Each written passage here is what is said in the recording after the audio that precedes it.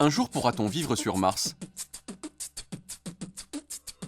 Bon déjà, pourquoi Mars? Eh bien parce que c'est un peu la seule option possible. Sur Vénus, il pleut de l'acide sulfurique. Sur Mercure, qui est super proche du Soleil, il fait 427 degrés en journée. Et Saturne, Uranus, Jupiter et Neptune sont des sortes de boules de gaz toutes pourries. Un petit pas pour l'homme. Donc, il ne reste que Mars. La première difficulté, c'est d'y aller.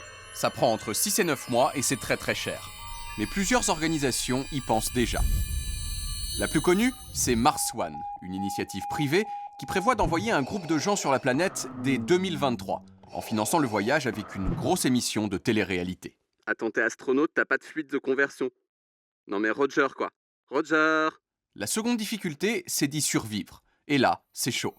Mars est la moins naze des planètes disponibles, mais elle est quand même bien naze. Il y fait souvent moins 125 degrés, et l'atmosphère y est 100 fois moins dense que celle de la Terre. Autrement dit, une petite déchirure dans une combinaison vous tue en quelques secondes par dépressurisation, comme ça. Sans compter que les gens devraient purifier leur pipi pour le boire. Ah non mais là, y a pas moyen, quoi. Une des solutions à très long terme, ce serait de modifier Mars pour la faire ressembler à la Terre. C'est ce qu'on appelle la terraformation.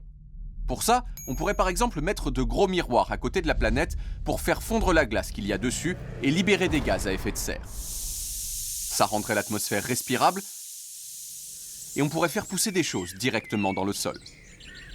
Mais ça, ce sera pour dans des milliers d'années. Moi, je veux dire, si j'étais vous, je m'abonnerais, quoi. Après, c'est un choix personnel. Enfin bon, si vous avez envie, cliquez dans le cadre prévu à cet effet.